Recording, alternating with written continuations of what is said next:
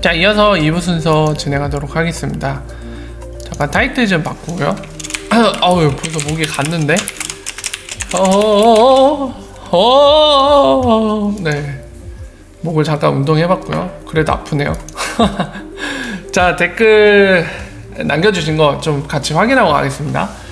자, 일단은 황인호님이 질문 주신 건데 코르다 관련된 질문이네요. 자, 리프사 XRP의 궁극적인 목적은 기존 스위프트 체계가 너무 비효율적이고 수수료도 비싸고 등의 문제로 XRP가 이를 대체할 수 있다. 스위프트의 엄청난 유동성 중 일부라도 XRP가 대체할 수 있다면 정말 엄청난 일이라고 생각하고 있고요. 근데 스위프트는 R3 코르다 플랫폼에 국제은행 간 통신 표준 스위프트를 적용한다는 내용이 19년 초쯤에 이슈가 됐더라고요. 제가 지식이 짧아서 잘은 모르지만 스위프트가 XRP를 인정하지 않고 다른 방법으로 노후화된 시스템들을 좀 더 빠르고 저렴하게 바꿔난다면 XRP는 이런 걱정이 문득 들어 두서없이 질문해봅니다. 말씀을 주셨는데요. 이 문제는 아까 제가 설명드렸던 스위프트 GPI 링크라는 걸 통해서 이제 코르다한테 파트너십을 제안하면서 이제 POC로 스위프트 네트워크와 호환될 수 있도록 API 형태로 제공한 적이 있죠. 그래서 지금 어떻게 돼가고 있는지는 이제 뭐 추가적으로 공개된 게 없어서 모릅니다만, 어쨌든 가능은 합니다. 불가능하진 않을 거예요. 블록체인인 이 코르다와 그리고 기존의 레가시 금융망인 스위프트 GPI가 연결하는 거는 API 형태로 분명히 가능합니다. 하지만은 지금 스위프트 GPI가 기존의 스위프트와 달라진 점에 대해서 여러분들 뭐가 달라졌는지 정확히 아세요? 뭔가 혁신적인 기술이 들어간 걸로 많이들 오해하고 계십니다만 기존의 스위프트와 그리고 스위프트가 본인들의 네트워크가 솔루션이 문제 있는 거 맞다. 그래서 개선한다고 만든 스위프트 GPI랑 차이점이 SLA라는 거밖에 없습니다.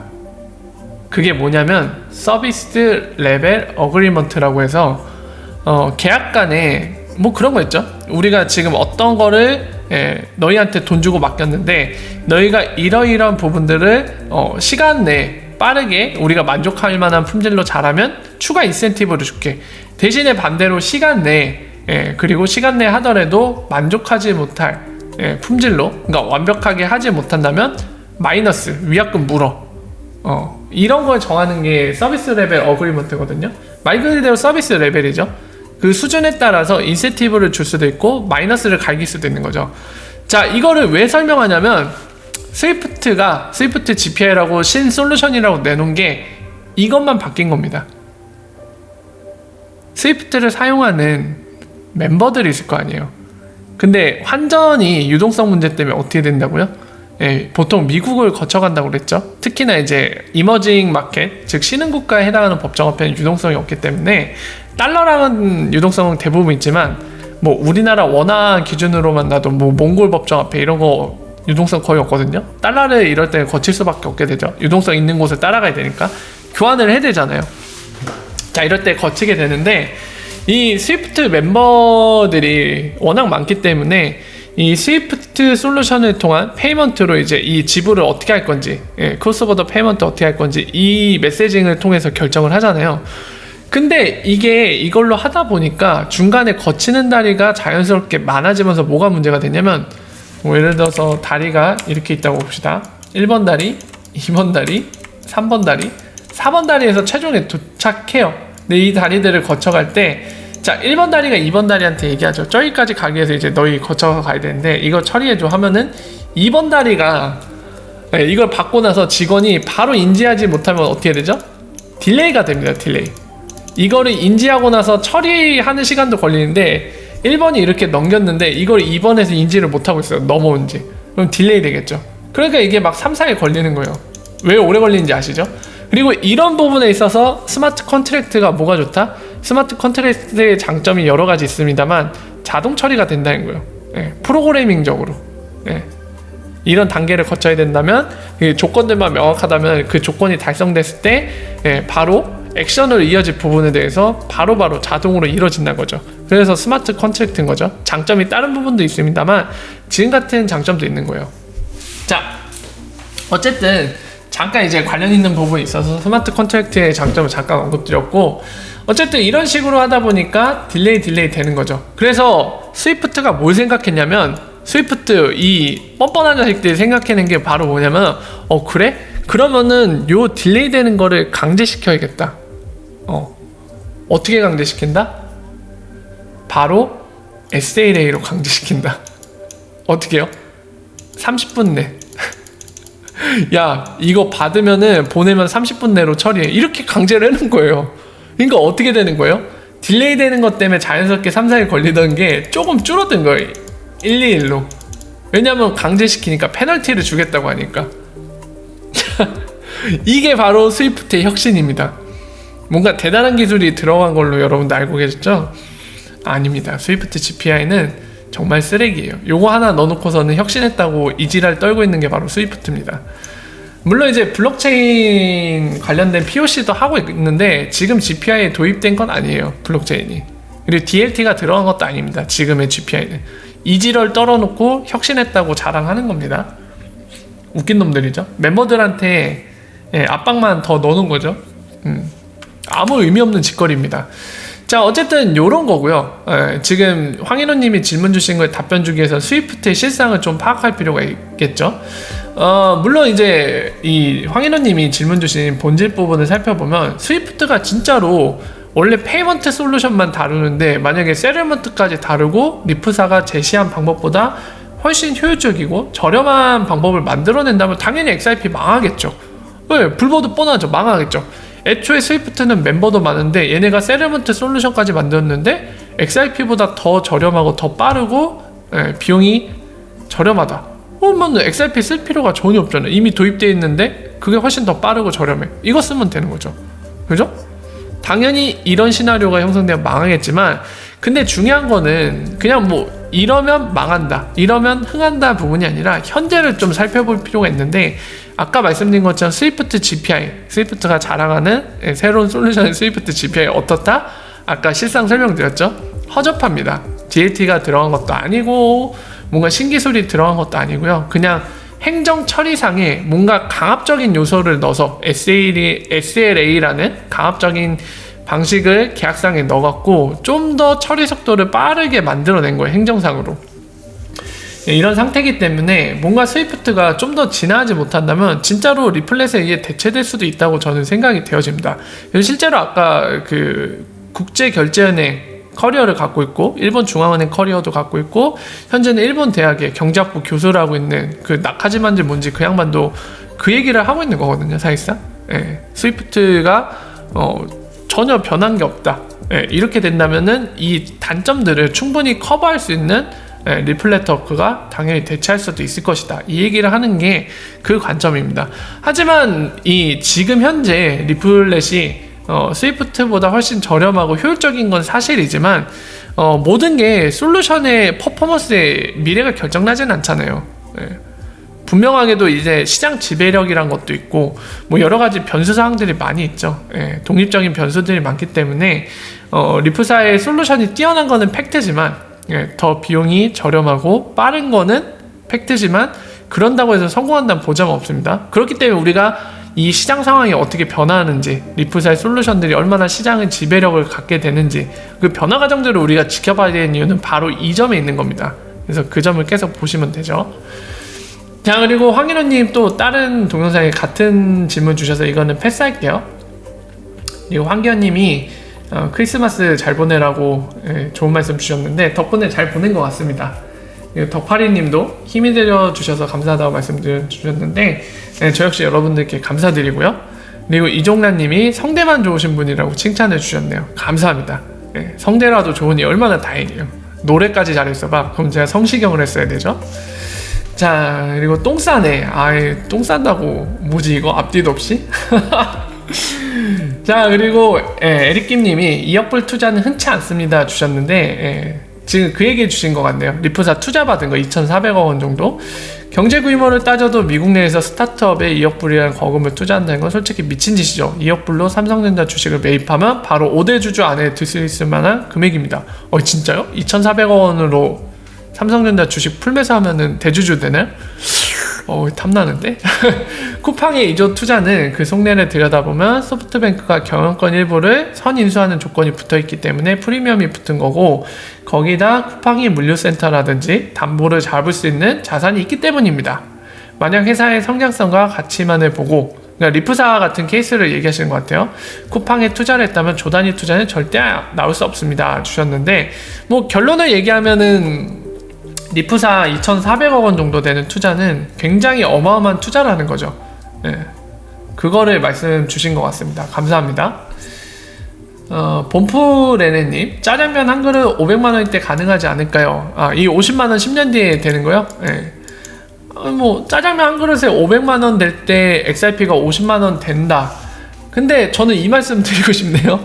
예, 뭐 XRP 50만원 되든 10만원 되든 100만원 되든 우리나라에서 짜장면 한 그릇에 500만원 될 정도의 물가 인상이 있었다면 우리나라 경제 폭망한 거 아닐까요? 우리나라 다 뜨고 있을 것 같은데, 이 정도 경제 상황이면. 지금 한 그릇 뭐 5,000원 6,000원 하는 게 500만원 한다? 그럼 경제가 폭망했다는 얘긴데, 엄청난 물가 상승이 발생했다는 얘긴데요. XRP 둘째치고 우리가 다 망해 있을 것 같은데, 우리나라 경제가. 예, 그리고 여기에 대한 정광석님은 너무 부정적이시니까 긍정적으로 좀 생각해 보시라고 이렇게 얘기를 하셨네요. 예, 좋습니다. 그리고 박정수님, 감사합니다. 꼭 챙겨보고 있어요 주셨는데, 아예 감사합니다. 예, 소중한 시간 함께 해주셔서 감사하고요. 그리고 뚜뚜님, CBDC의 발행이 전 세계에서 상용화되고 널리 쓰여지게 된다고 하면 리플에게는 호재라고 생각하시냐 악재라고 생각하시네요. 이거는 몇 번 설명드렸는데 또 설명드리면 너무 길어지니까 핵심만 말씀드릴게요. 기본적으로 CBDC 발행은 이 자산 자체가 법정 앞에도 디지털화 되는 거잖아요. 이 IRP와 XRP를 활용하는 이 컨셉상 CBDC로 피아트도 디지털화 되면 굉장히 유용합니다. 그런 측면에서 좋은데, 나쁠 수도 있는 케이스는 그거죠. CBDC 디지털화되고, 실제로 중앙은행들이 연구하는 모델 중에 하나인, 홀세일 CBDC 익스체인지 만들어지는 거.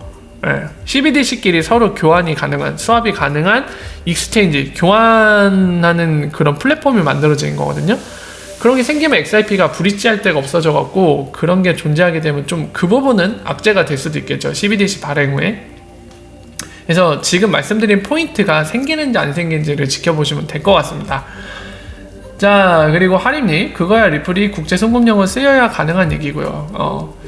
맞는 얘기인데 좀 더 본질적으로 말씀드릴게요. 송금이라는 거는 보통 일반적으로 리테일 레미턴스를 얘기합니다. 간단한 예를 들면 개인들 간에 뭐 100만원, 200만원 이런 송금하는 부분을 얘기하거든요. 굉장히 소액입니다. 가장 작은 규모고요. 크로스보더 페이먼트에서 정말 규모가 가장 큰 거는 외환시장, 그 다음은 뭐죠? 무역대금, 그리고 세 번째가 바로 지금 얘기한 리테일 레미턴스, 이 분야들이거든요. 그래서 리프사가 노리는 건 전체 시장입니다. 이 리테일 레미턴스만 노리는 건 아닙니다. 현재 리테일 레미턴스만 처리한 거는 XRP가 그만한 유동성의 브릿지가 불가능하기 때문이에요. 그래서 지금 걸음마를 떼기 위해서 국제송금, 바로 제일 작은 파일을 갖고 있는 이 리테일 레미턴스를 지금 처리하고 있는 거고요. 유동성이 확보되면은 당연히 자연스럽게 무역대금, 기업 무역대금 처리한 쪽으로 갈 거고, 그곳을 바탕으로 좀 더 유동성이 확보되면 외환시장까지 쳐들어가겠죠. 그 부분을 알아두시면 더 좋습니다. 자, 그리고 이종란님 또 감사합니다. 바로 알고 가자. 감사합니다. 이렇게 말씀 주셨네요. 그리고 이용환님, 4,700조에 대한 근거는 자료는 어디서 찾아볼 수 있나요? 질문 주셨는데, 이건 몇 번 보여드렸는데 잠깐 한 번 더 보여드릴게요. 핀셋, 핀셋 치고 스위프트 한 다음에 문서 타입을 PDF로 하시면은 나오는 문서가 있습니다. 이 핀셋, 미국 정부죠. 발행한 PDF, 어펜덕스라고 첨부물이 있는데요. 여기 보시면 나와요. 이 문서 열어볼게요. 잠깐.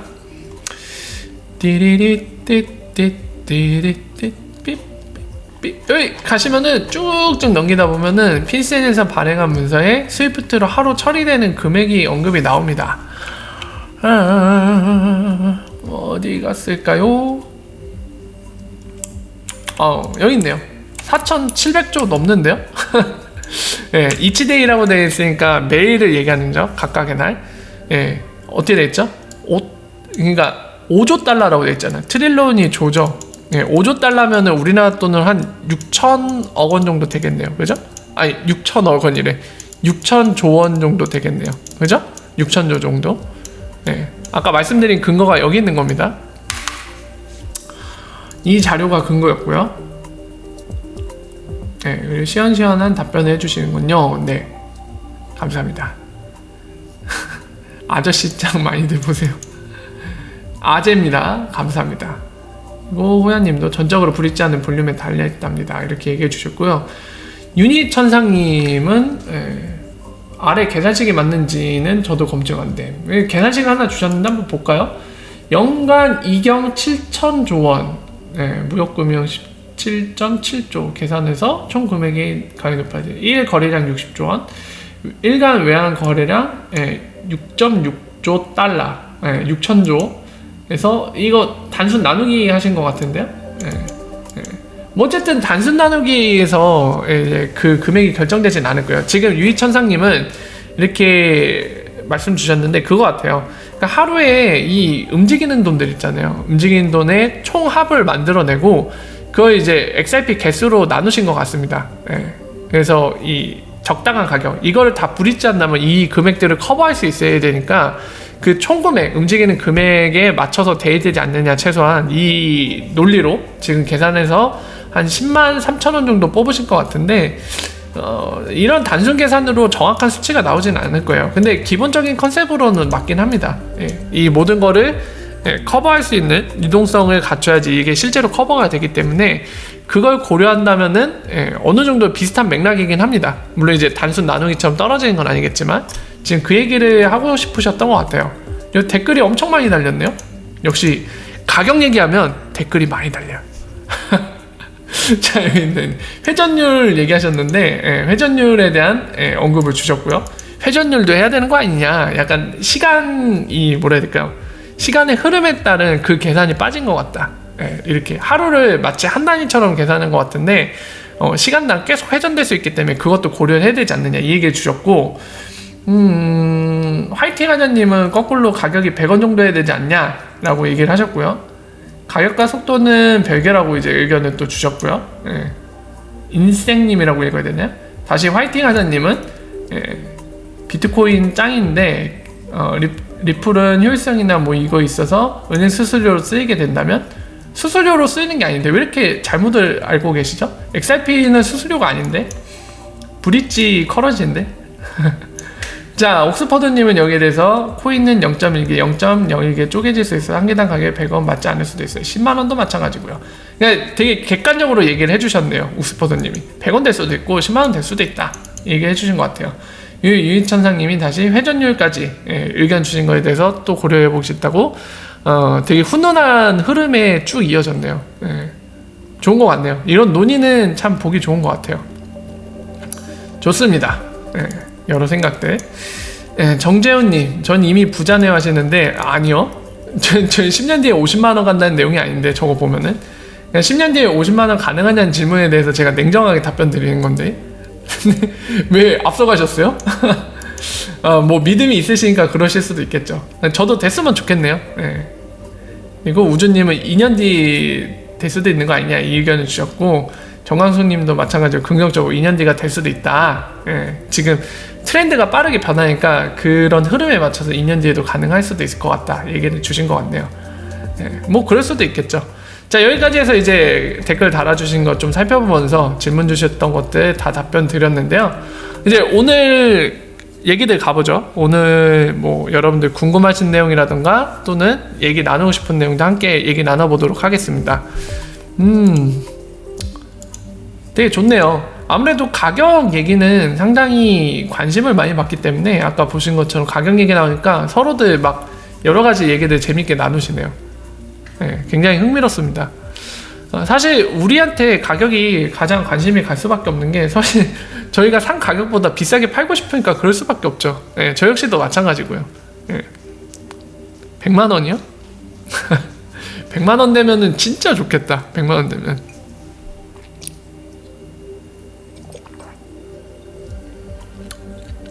자, 우리나라 조아님, 결국 리플사가 스위프트 대체회사 만들지 않을까요? 스위프트가 고집불통이만 하시는데 리플사의 리플 네트워크가 대체할 수도 있을 겁니다. 근데 그 싸움은 지켜봐야 될 것 같아요.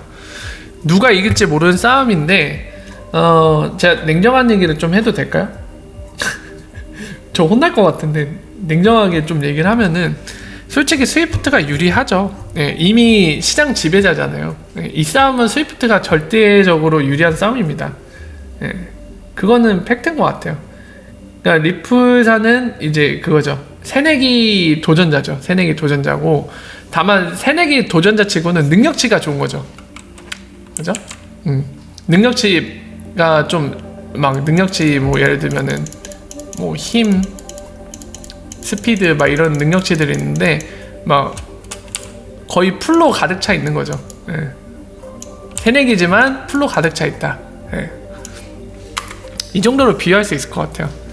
이 도전이 이길 수도 있는 거고 아니면은 예, 영락없이 무너질 수도 있고요. 시장 지배자한테. 그거는 지켜봐야 될 것 같습니다. 대박난자님 얘기해 주신 것도 한번 볼까요? 그냥 스위프트사가 리플 먹으면 되는데 라고 말씀 주셨는데, 뭐 우리 입장에서는 솔직히 리플사가 꼭 잘 되는 건 아니죠. 우리가 리플사를 응원한 이유는 XRP가 잘 되길 바라니까 응원하는 건데, 그렇기 때문에 솔직히 뭐 XRP 가격이 올라간다고 하면은 리플사 망하더라도 아마 대부분들이 상관없다고 하실 것 같아요. 뭐 어떤 분들은 의견이 좀 다를 수도 있겠지만, 뭐 좀 더 디테일한 예를 들까요? XRP가 한 10,000원 될 수 있다고 하면 리플사가 없어져도 괜찮다, 이런 질문했을 때 동의할 사람들이 태반인 것 같아요. 저도 뭐 특정한 디테일한 상황을 따졌을 때 좀 의견이 달라질 수도 있겠습니다만, 기본적으로는 뭐 10,000원 될 수 있다고 하면 리플사 없어져도 상관없거든요. 예, 물론 특정 조건들이 달리면 좀 생각이 변할 수도 있어요. 하지만은 예, 일반적으로는 XRP 10,000원 될 수 있다, 대신 리플사가 사라져야 돼 하면은 리플사 없어져도 될 것 같아요, 저는. 자, 근데 여러분들 지금 안 그래도 777님과 유토피아님이 이제 그 얘기도 하시죠. 스위프트가 리플사 인수했으면 좋겠네 하시는데, 스위프트가 리플사를 인수할 돈이 없어요. 스위프트는 협회거든요. 예, 기업이 아닙니다. 협회예요, 성격이.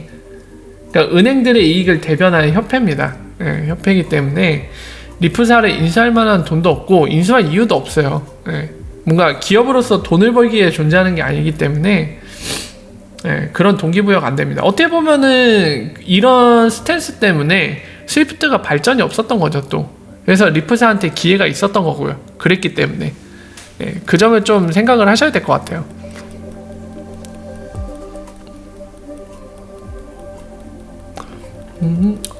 어디에서 많이 본 닉네임인데 그런가? 자, 고래들 물리면 가격 1,000,000원. XRP에 세력이 있을까요? 여러분들은 어떻게 생각합니까?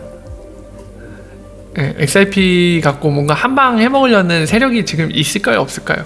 아마 없다는 쪽이 좀 의견이 많으실 것 같은데.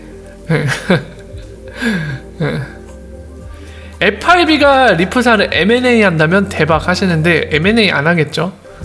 예, 정부기관이 일반 기업을 M&A 간다고요? 농담을 하신 거죠? 예, 프라이빗 섹터가 그렇게 퍼블릭 섹터로 흡수당하는 게 실제 사례가 있나요?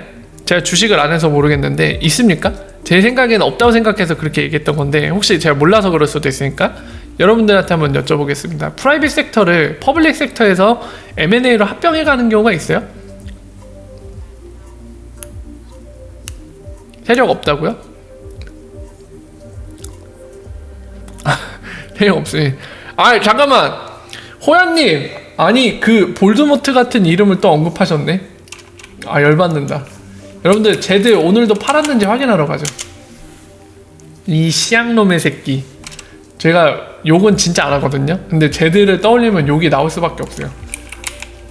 저 쌍욕하지 않았습니다. 시앙놈의 새끼라고 했어요. 시앙놈. 아니 이 새끼 오늘도 팔았네? 이 새끼 봐라. 이 새끼 봐라, 오늘도 팔았어. 어떻게 된 거야, 제드야? 너 이렇게 막 나가는 놈이야?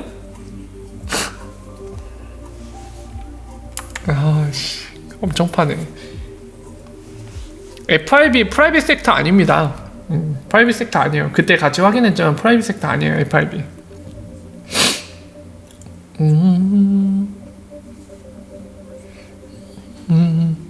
네, 워라 어서 오세요. 반갑습니다.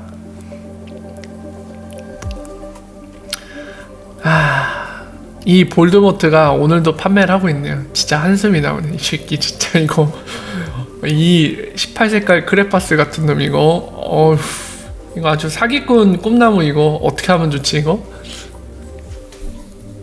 응? FIB 프라이빗이라고요? 아니죠. 네. 구성원을 보면 아니잖아요. 프라이빗 섹터라고 얘기하기가 뭐합니다. 네.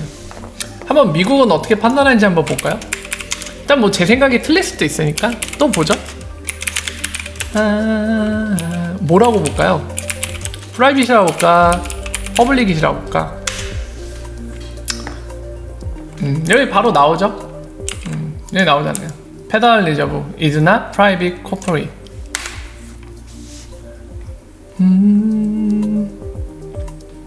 아 이렇게 얘기하네? 이렇게 구분했네요. 뭐야?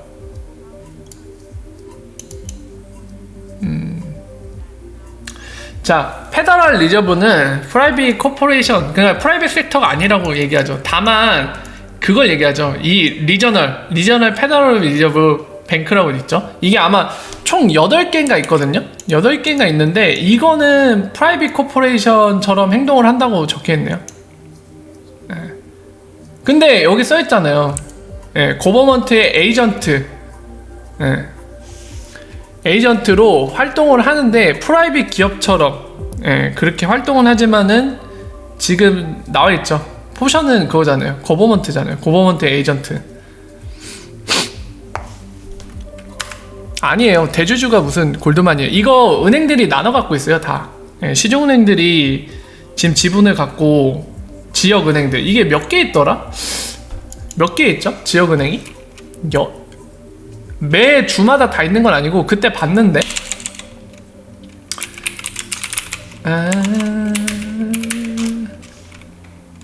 리전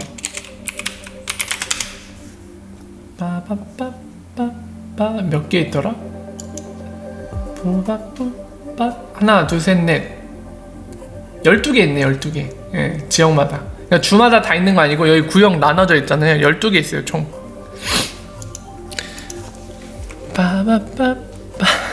589 또 얘기 나왔네. 자, 오버 더 레인보우님, 솔직히 리프사 성공률 30%로 잡으면 적절한가요? 저는 반반으로 봅니다. 그 수치는 누군가 정답을 내릴 수 없는 문제예요. 네, 저는 그냥 반반으로 보고 있어요. 30% 있지, 70%인지 80% 있지, 약간 수치화 시킨 게 좀 어렵습니다. 너무 복잡한 이해관계를 갖기 때문에.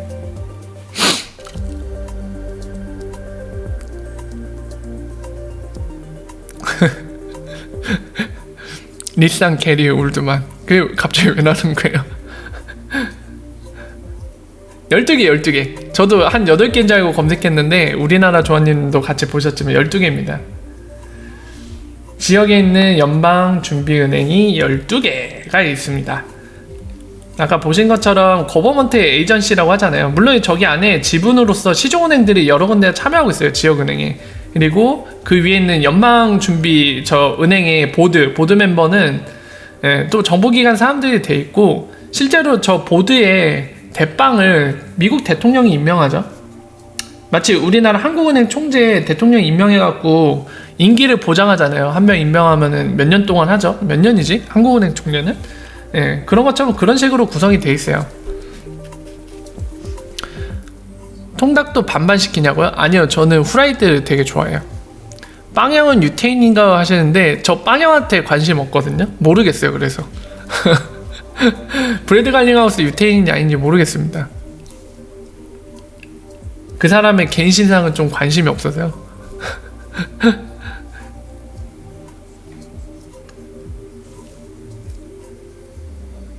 솔직히 리플이 올라가기엔 소문이 너무 많이 퍼졌지 않나요? 그쵸? 가장 그게 좀 많죠. 그 평가 중에 이미 뭐 전 세계를 지배할 막 그런 암호화폐처럼 얘기가 많이 퍼져 있어갖고 그런 부분들은 확실히 그렇죠.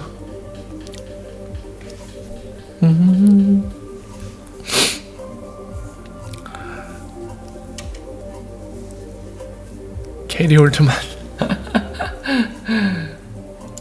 자, 어쨌든 의외로 오늘 소식에 대한 내용은 좀 없으시네요. 그러니까 여러분들이 막 IBM이라던가 또는 그 유럽중앙은행 관련된 궁금증이나 하고픈 말들이 좀 있을 걸로 생각했는데 의외로 없으시네.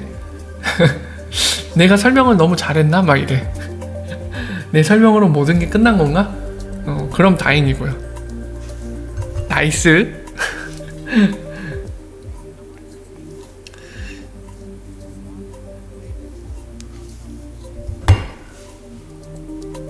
세력이 없을 때 사서 들어오면 팔죠. 아, 트레이딩은 진짜 힘들어요. 트레이딩은. 네, 그쵸. 의장 해고시킬 수 없죠. 그 임기가 보장이 돼 있잖아요. 우리나라 한국은행 총재도 대통령이 임명은 했지만은 끌어내릴 순 없죠. 그거 만약에 끌어내려지면은 독립성이 보장 안 되잖아요. 그러니까 이렇게 좀 민주주의가 잘 돼 있는 나라들은 다 그렇게 해놨죠. 볼륨이요? 볼륨 한번 볼까요? 보시죠. 볼륨 가죠. 가자. 볼륨 삐쏘. IBM이 삼성전자보다 시총 높냐고요? 그거는 잘 모르겠네요. 자, 비스오 볼륨 엄청 줄어 있습니다. 예. 어제 크리스마스를 기점으로 확 줄었어요. 잠시 2천만까지 갔었는데 지금 500만까지 확 줄어 있고요. 코인스페이츠도 볼까요? 아마 다 비슷할 것 같거든요. 어차피 미국 달러 위주로 지금 ODL이 형성되어 있기 때문에 전반적으로 다 줄었을 거예요. 자, 코인스페이츠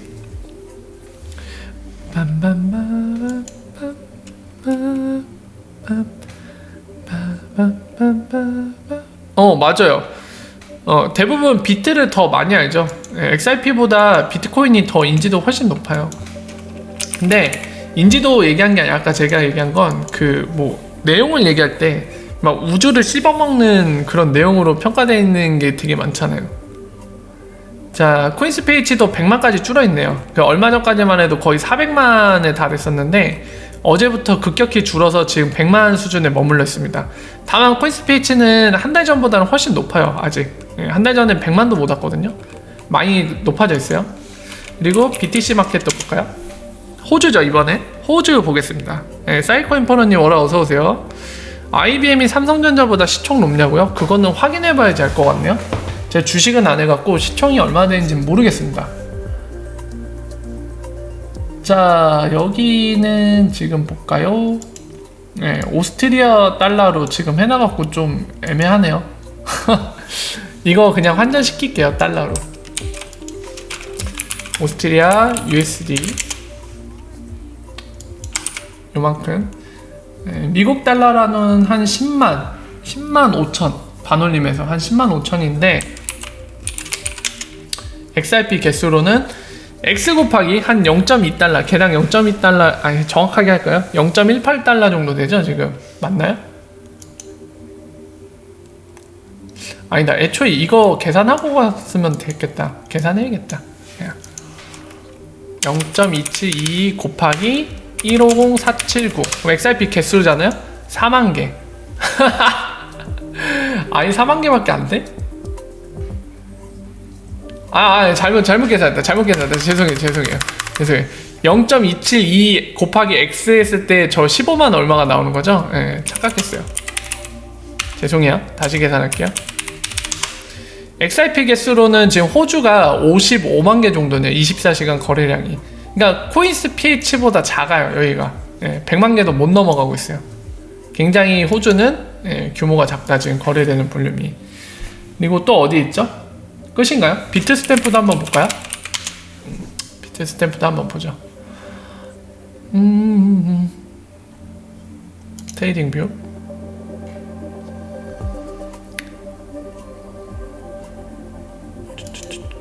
XRP. 어휴, 많이 줄어있네요. 지금 1300만 정도까지 줄어있네요. 비트스탬프도. 그러니까 비트스탬프도 어제부터 확 줄었죠. 네. 그러니까 이 얘가 집약체죠 거의. 그러니까 지금 왜 그러냐면은 비트 스탬프가 가운데서 다 연결되고 있어서 그래요. 여기서 빗소 가고, 여기서 필리핀 가고, 여기서 호주 가고. 물론 이렇게도 연결돼 있긴 해요. 네. 횡방향으로 이렇게 연결돼 있지만 이 덩어리가 가장 크죠. 얘 중심으로 형성돼 있어서. 네. 그래서 그럽니다. 지금 다 같이 움푹 줄어 있어요. 그래서 지금 OD에 관련된 볼륨은 어제부터 확 줄어있다 갑작스럽게. 아마도 크리스마스 영향인 것 같긴 해요. 그래서 다음 주 평일 됐을 때 다시 늘어날 수 있는지를 봐야 될 것 같아요. 연말 영향도 있을 수도 있고요. 이제 종무식 끝나고, 그러니까 올해 한 해 마무리하고 이제 다음 주 돼갖고 새해를 맞이하면서 새해가 됐을 때, 이제 평일이 다 갔을 때, 즉 비즈니스 데이가 다 갔을 때 저 오디오의 볼륨 회복이 얼마나 되는지 보면 될 것 같습니다.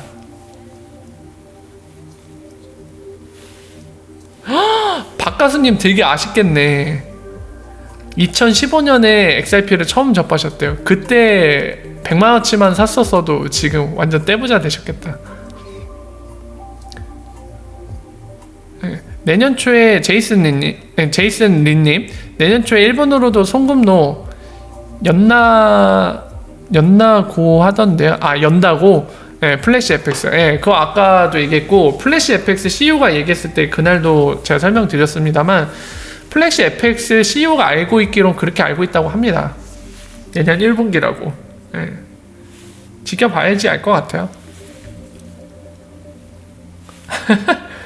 리또석은 로또로 중요했다고요? 뭐 그렇기도 하죠. 자, 그래서 오늘은 좀 일찍 마무리 지어도 될 것 같네요. 여러분 생각보다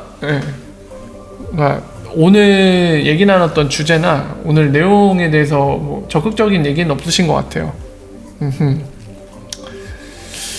아무래도 이 XRP가 지금 가격에서 빌빌대고 있어갖고 다들 좀 힘이 없으신 것 같기도 하네요. 이 친구 진짜 김케빈님 거 얘기 한번 볼까요? 머니그램이 향후 법적으로 보유할 수 있게 된다면 미리 XRP를 대량으로 보류해서 거래소를 거치지 않고 송금이 가능하지 않을까요? 미국 머니그램에서 멕시코 머니그램으로 송금. 그렇게 하는 거는 그게 단일화폐처럼 됐을 때 가능한 거고요. 지금 XRP 자체를 브릿지로 잡아갖고 법정화폐 컨버팅 하는 데 쓰자는 거잖아요. 그러니까 만약에 머니그램이 XRP를 직접 보유해서 이거를 가격 변화 리스크를 어떻게 매니지먼트 그게 관리가 가능하다고 하면은 홀딩하는 것 자체도 이제 마켓메이커 활동을 해서 시장 가격보다 저렴하게 사드리겠죠. 그래서 그걸 보유하다가 송금하는 것이 필요해요. 멕시코가 아니라 필리핀에 보내고 싶다. 그럼 보유하고 있던, 즉 시장 가격보다 저렴하게 사드렸던 마켓메이커 포지션으로서 사드렸던 XRP를 보내는 거죠. 그 구간으로 보내서 바로 스왑을 하는 거죠. 지금 같은 경우는 테이커로서 가져가는 겁니다. 보내고 바로 바꾸는 거, 그 나라 법정화폐로. 그랬을 때 어차피 한쪽에선, 그러니까 XRP 더미를 보여야 때 스프레드 상으로 이득을 받고, 반대로 테이커로서 송금했을 때 그쪽에 보냈잖아요. 법정화폐를 그쪽 마켓메이커가 제공하는 오더북 갖다가 테이커로서 바로 교환을 한 거잖아요. 여기선 스프레드 차이만큼 이제 손해를 본 거죠. 시장 가격보다 비싸게 아니죠. 저가에 팔았으니까, 그죠? 하지만은 스프레드 이익 본 거랑 스프레드 손해 본 거를 이렇게 서로 대조를 해보면 거의 이제 쌤쌤이란 말이죠. 그러니까 스프레드 비용 없이 송금한 게 돼버립니다. 즉각적인 법정화폐 교환을 한 거예요. 리얼타임으로. 그러니까 이렇게 ODL이 아니라 ODL은 스프레드 차이만큼 갭이 생겨서 이제 비율이 발생하는 거죠. 물론 이제 현재 시스템보다는 훨씬 효율적이지만 그거조차도 이제 비용 안 들이고도 송금할 수 있는 게 XRP를 직접 홀딩하는 거거든요. 마켓메이커로서. 그거는 가능합니다. 근데 이 방법을 선택하더라도 최종에는 본인이 이제 돈을 처리해서 받는 사람의 법정화폐로 바꿔서 전달해야지 전달이 되잖아요. 그러니까 아까 말씀하신 것처럼, 케빈님 말씀하신 것처럼 그냥 자기 그 해당 국가에 있는 지부에다 XRP 보내놓고 예, 그거를 뭐 교환을 안 하면 의미가 없어집니다. 그래서 그 부분은 좀 참고를 하셔야 돼요. 김무산이 안 계셔서 일찍 끝날 때. 네, 오버 더 레인보우님 리프사 성공률 30% 잡으면 적절한가요? 말씀 주셨는데 그거 정량화시켜서 퍼센테이지화 시킬 수 있는 부분이 아닌 것 같아요. 그냥 그럴 수도 있고 아닐 수도 있다. 그냥 이렇게 생각하는 게 알기 쉽습니다. 숫자화 시키는 거는 뭔가 정확한 타당한 근거에 시 그걸 수치화 시킬 수 있어야 되는데 이거는 되게 2차원적으로 1에서 100까지 사이로 수치화 시키기에는 좀 약간 어렵거든요. 예, 굉장히 입체적인 문제죠. 좀 어려워요. 퍼센테이지로 만드는 거는. 빵형 죽으면 잼 나오나요 하시는데 한번 샌프란시스코 가셔갖고 한번 해보세요. 마늘 나온다고요? 마늘 포션? 미치겠다 진짜. 살인하자고요? 살인마 하자는 얘기가 있으신데. 자 어쨌든 일단은 뭐 오늘은 대바대를 한번 할까 합니다. 자 그래서 일단은 여기에서 이제 XRP와 리플 관련된 거는 여기서 마무리 짓고요. 여기까지 하고 나서 이제 그 다음에 외도 순서로 대바대를 오늘은 좀 즐기도록 하겠습니다. 마지막 질문 주신님이 얘기해 주신 것만 보고 갈게요. 블록체인 채권이 발행된다면 XRP도 활용될 수 있는 여지가 있을까요? 세계 은행에서 블록체인 채권 계획하는데 IBM과 리프사가 파트너로 참석했다는 얘기가 있어서 하시는데 그 본드아이 얘기하는 건가요? 본드아이 같은 경우는 그 자료 보고 말씀하신 거죠? 그 IBM과 리프사 파트너로 들어가는 게 아니라 그냥 거기에서 예를 든 거에 이제 리프사도 있는 거고 IBM도 있는 거죠. 그러니까 현재 이 비즈니스 영역에 이런 회사들도 있다라고 명시가 된 거고요. 본드아이 같은 경우는 이더리움 기반입니다. 이더리움 기반이고 다만 이제 궁금해하시는 핵심적인 포인트, 이 증권, 그러니까 블록체인 이에 만들어진 토큰 형태의 유가증권 이런 것도 이동할 때 뭔가 XRP가 역할할 수 있는 게 있느냐 질문 주셨는데 가능합니다. 다른 네트워크 이동할 때 결국에는 세계은행이 만든 이더리움 베이스의 그 네트워크 있잖아요. 그 공간을 벗어날 때 어떻게 벗어날 거죠? 뭔가 필요하단 말이죠. 그러니까 만약에 IP가 선택되고 그 IP를 통해서 다른 네트워크로 이동하는데 그 가치 교환하는데 XRP가 활용된다고 하면 XRP가 브릿지할 수 있죠. 증권 역시도 역할을 할 수가 있습니다. 자 그래서 그 부분 질문 주신 건 이렇게 답변 드릴 수 있을 것 같고요. 주신님이 이제 질문 주신 것까지 해서 오늘 방송 여기서 마무리하고요. 잠시 저는 재부팅을 한 후에 대략 한 10분 후쯤이 되겠죠. 그때부터 대바대를 통해서 오늘 탈출을 또 시도하도록 하겠습니다. 오늘 여기까지 팩토리였고요. 여러분들 오늘 하루 정말 고생 많으셨고 이 늦은 시간까지 함께 해주셔서 감사하고요. 오늘 좋은 밤 되시고 내일 불금인데 내일 하루까지도 마무리 잘 하시기를 바라면서 여기서 인사드리고 마치겠습니다. 여기까지 팩토리였고요. 여러분들 오늘 좋은 밤 되시길 바랍니다. 여기서 인사드릴게요. 얼바얼바 뿅.